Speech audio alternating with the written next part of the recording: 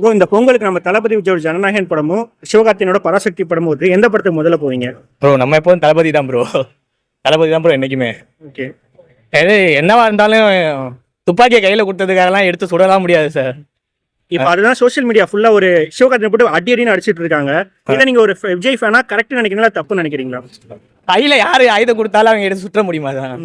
என்னைக்கா இருந்தாலும் தளபதி தானே. இப்போ இடையில வந்ததுக்காகலாம் உட்காந்துட்டு தளபதியெல்லாம் யாரா இருந்தாலும் சொல்றேன், தளபதி கால் தூசு கூட சிவகார்த்திகேயன் வர முடியாது. என்ன வந்தாலும் திருச்சியில இருந்தாலும் எங்களுக்கு அன்னையிலேருந்தே விஜய் தான் எங்க அண்ணன்.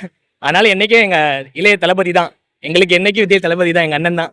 அடுத்த தளபதி நம்ம சிவகார்த்திகேயன் தான் அப்படின்ற மாதிரி சொல்றாங்க. அதுக்காகவே இந்த படத்தை போட்டி அதெல்லாம் கிரிஞ்சு பண்றாங்கண்ணா, கிரிஞ்சு பண்ணிட்டு அலையிறாங்கண்ணா. அடுத்த தளபதின்னு சொன்னா நீங்க நம்புவீங்களா? என்னைக்குமே எங்க தளபதி தானா, அவர் அடிச்சுக்க இங்க யாருமே கிடையாது.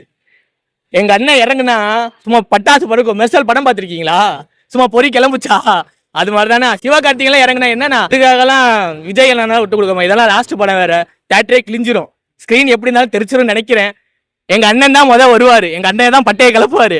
சிவகார்த்திகேயன்ல அப்புறம் தான் என்னவா இருந்தாலும் திருச்சியா இருந்தாலும் தளபதிக்கு தான் ஃபேன். அப்புறம் தான் எங்க அண்ணன். வளர்த்து விட்டவங்களுக்காகலாம் உட்காந்து ஆடக்கூடாதுண்ணே, துப்பாக்கியை கையில கொடுத்தக்காலாம் எடுத்து ஏந்த கூடாதுண்ணே.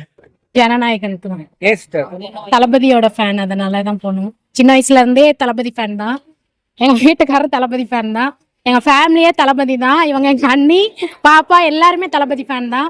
அதனால கண்டிப்பா தளபதி படத்துக்கு தான் போவோம்.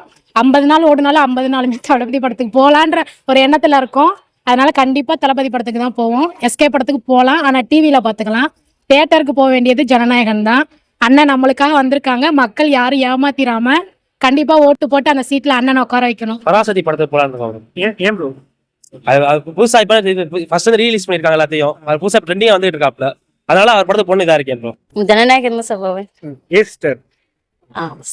அவர் எங்க தளபதி தீவிர ரசிகர் நாங்க, எங்க அண்ணன் அது இல்லாம, அதனால நாங்க அவர் படத்துக்கு போவோம். இப்ப நிறைய பேர் என்ன சொல்றாங்கன்னா தளபதி விஜய்க்கு போட்டியா சிவகார்த்தியன் வேணும்னே தான் அதை பண்ணிருக்காரு அப்படின்லாம் சொல்றாங்க. இதை ஒரு ஃபேனா ஆமான்னு நினைக்கிறீங்களா இல்ல இல்லன்னு நினைக்கிறீங்களா? அதாவது ஒரே டைம்ல 2 படத்தை அவருக்கு போட்டியா ரிலீஸ் பண்றது, கடைசி படம்னால போட்டியா இருக்கலாம். இதை ஒரு ஃபேனா நீங்க சரின்னு நினைக்கிறீங்களா அது தப்புன்னு நினைக்கிறீங்களா? தப்புதாங்க. ஜனநாயகன் தளபதி படம் தான் முதல்ல பார்ப்பேன். ஏன் ப்ரோ எவ்வளவு எதிர்பார்க்குறீங்க இந்த படம்? கடைசி படம், அவர் பாவம் நல்லா நடிப்பாரு, என்னோட அண்ணன். அதனால அவர் படம் தான் கடைசி படம் தான் பார்ப்பேன். அதான் நல்லா இருக்கும், அருமையா இருக்கும்.